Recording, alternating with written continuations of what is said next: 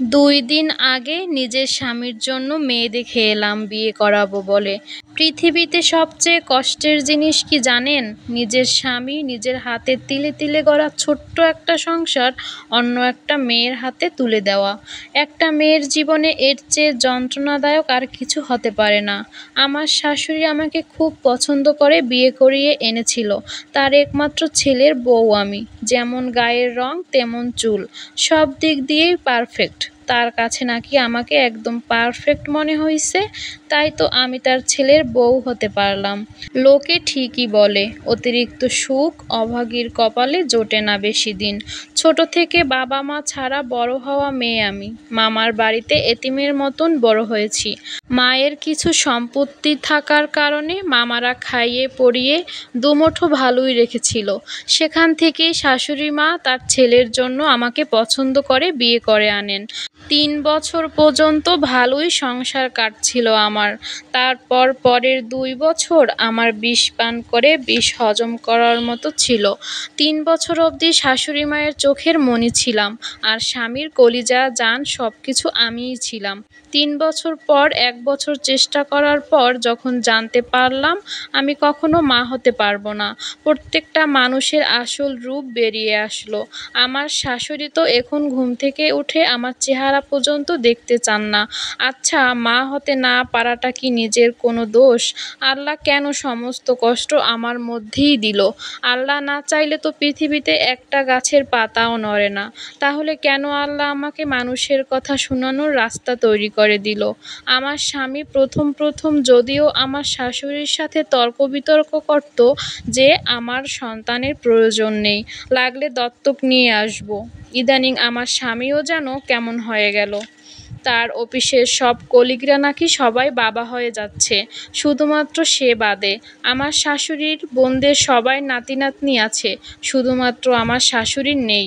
কত ডাক্তার কত কবিরাজ, এই ২টা বছর কত কি যে করলাম, তবুও আল্লাহ আমাদের উপর মুখ তুলে তাকালেন না। আজ থেকে ১ মাস আগে আমার শাশুড়ি আমাকে ডেকে নিয়ে বলল, তুমি কি চাও আমি আমার শখ অপূর্ণ রেখে মারা যাই? তখন আমি আমার শাশুড়ির দিকে চোখ ছলছল করে তাকিয়েছিলাম। আমার চোখ ভর্তি পানি, বুক ভর্তি কষ্ট, কাউকে বলতে পারছিলাম না। কারণ আমার তো বাবা মা কেউ নেই, শুধুমাত্র শাশুড়িই কি মা হিসেবে দেখেছিলাম। আর মায়ের স্থানটাও শাশুড়িকেই দিয়েছিলাম। আর সেই মা নাকি এখন বলছে আমার স্বামীকে বিয়ে করিয়ে আরেকটা বউ ঘরে আনতে। সে আমাকে আশ্বাস দিল এই ঘরে সন্তান হলেও তাকে যেন আমি মা বলে ডাকি। আমি নাকি তার সংসারে রানী হয়ে থাকব। আমাকে যখন ডেকে নিয়ে যায় সেই ঘরে আমার স্বামী উপস্থিত ছিল। আমার শাশুড়ির কথাগুলো আমার কান দিয়ে ঢুকছিল, কিন্তু আমার চোখগুলো ফ্যালফ্যাল করে তাকিয়েছিল আমার স্বামীর দিকে। চোখ ভর্তি অনেক আশা ছিল আমার স্বামী বলবে আমি বিয়ে করব না, কিন্তু আমার সেই আশাগুলোকে ভুল ধারণা প্রমাণ করে সে চুপ করে বসে রইল। বুঝতে আর বাকি রইল না যে আমার স্বামী বিয়ে করতে রাজি। সেদিন না আমার বুকে অনেক বড় একটা পাথর বোঝাই হলো। মনে হলো কিছু একটা বুকে চাপা দিয়ে বসে আছে।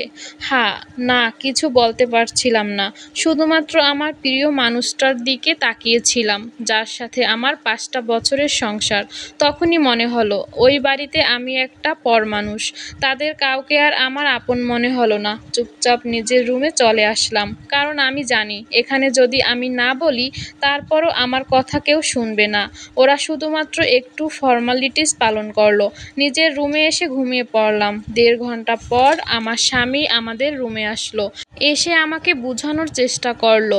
বলল, দেখো আমি যদি বিয়ে করি তার ঘরে একটা সন্তান আসার পর তার কাছে আর যাব না। এই ঘরে শুধুমাত্র তুমি আর আমিই থাকবো। আর আমাদের ঘরে যে নতুন মেহমান আসবে সেই নতুন মেহমান থাকবে। এখন কি করব বলো? তোমার পেটে তো আমার বাচ্চা আসার সম্ভাবনা নেই। সে যখন কথাগুলো বলছিল আমি তখন তার দিকে তাকিয়েই ছিলাম। আমার মুখ দিয়ে টুটা কোনো শব্দ বের হচ্ছিল না।